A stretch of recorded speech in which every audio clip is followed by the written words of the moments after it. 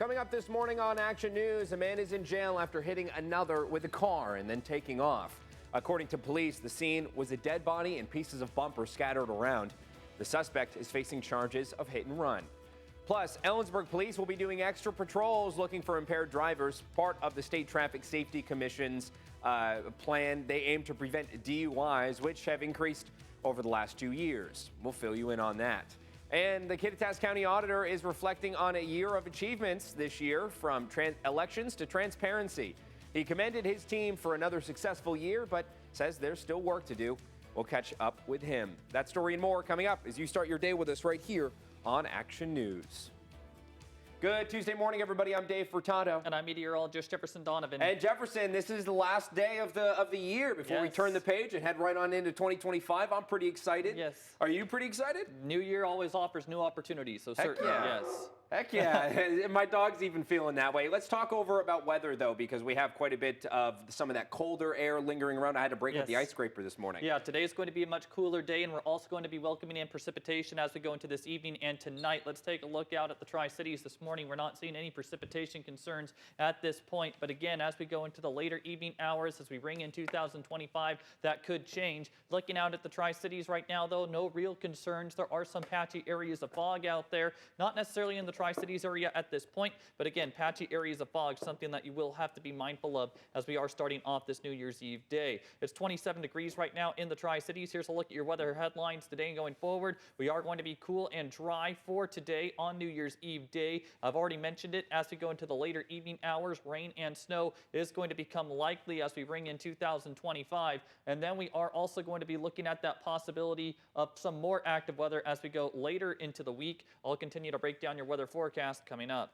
Thanks, Jefferson. We begin this morning in Yakima. A Union Gap man is in jail after he was killed after he was hit by a car Sunday night near South Fair Avenue and LaSalle Street.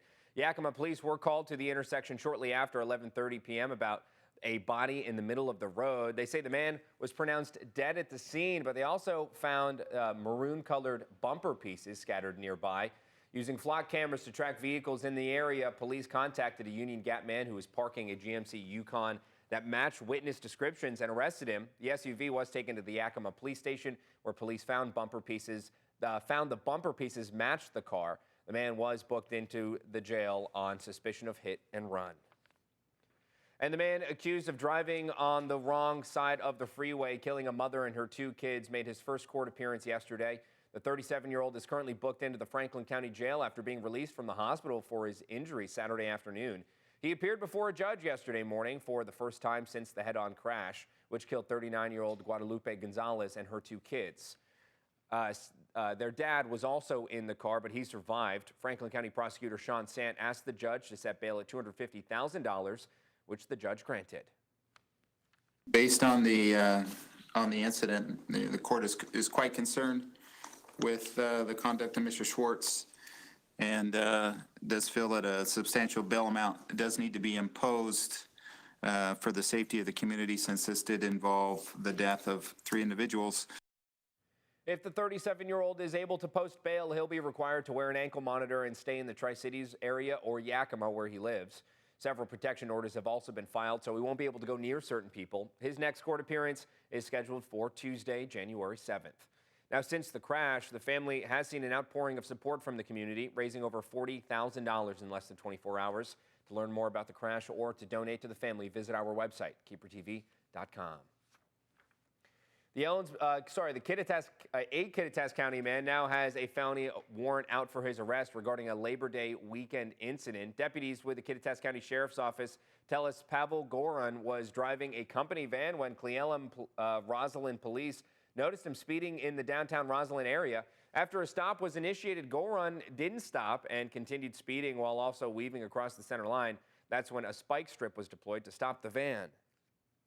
Spike strips give us a great option in many cases to perform a very low-risk intervention in a high-risk situation. This is a textbook deployment, and that's another one of the reasons why we are happy to share this video. Now, the spike strip successfully flattened both left side tires as Goran drove the van into a ditch. He escaped police, but deputies say they have evidence to identify Goran as he was supposed to respond to a Superior Court summons earlier this month. Gorin faces charges of attempting to elude, negligent driving, and driving on a revoked license. And the Ellensburg Police Department has announced they are participating in extra DUI patrols. Captain Cameron Clayson of EPD says the Washington Traffic Safety Commission has a holiday DUI campaign each year. They choose to participate to help prevent DUIs and collisions. In 2023, they had 71 DUI arrests, while this year they've had 99, prompting them to urge the community to be smart when going out this holiday season. The main thing is, making a plan before you go out, just knowing that you have friends and family that you can call, maybe call them ahead of time, just let them know that you might need a ride and get that planned out ahead of time. Knowing that there's ride shares, there's taxis, not driving your vehicle down to where you're going to be. Clayson says if you think you see an impaired driver, call 911 so police can attempt to stop them. The Board of County Commissioners has elected Kyle Curtis to serve as chair for the 2025 term.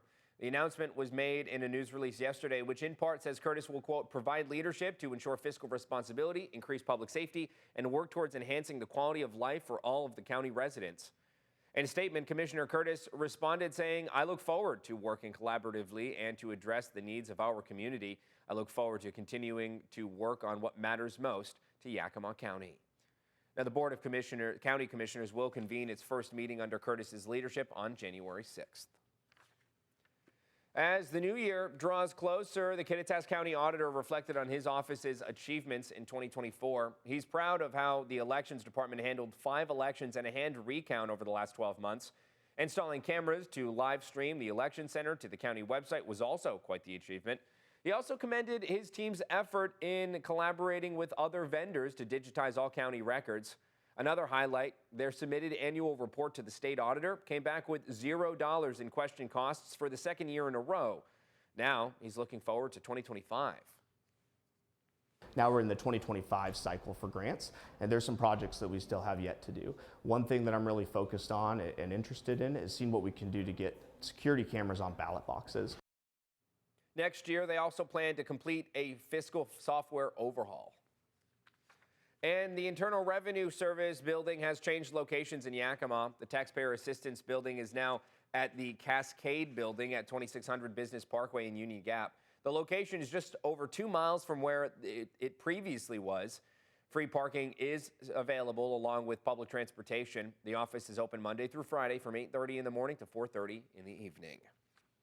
Now, Jefferson, speaking of evening, I'm expecting things are going to get really chilly as we work our way into this evening. But let's talk about the morning, though, because things are still pretty chilly in the morning. I had to break out the ice scraper, which I honestly wasn't expecting. It's definitely a cooler morning this morning, and this afternoon is going to be much cooler than yesterday. Yesterday, we were talking about highs in the mid to upper 40s. Today, only upper 30s to low 40s throughout eastern Washington and northeast Oregon. Now, for most of us, we are going to be dry with increasing clouds through the day. But as we look at the Yakima and Kittitas valleys, we are going to be looking at that chance of rain and snow arriving this evening. And then even for the Tri-Cities, Walla Walla and Pendleton, we are going to be watching for precipitation to arrive late this evening. And these precipitation chances could put a literal damper on any New Year's Eve plans around midnight. We will talk about your New Year's Eve night forecast coming up.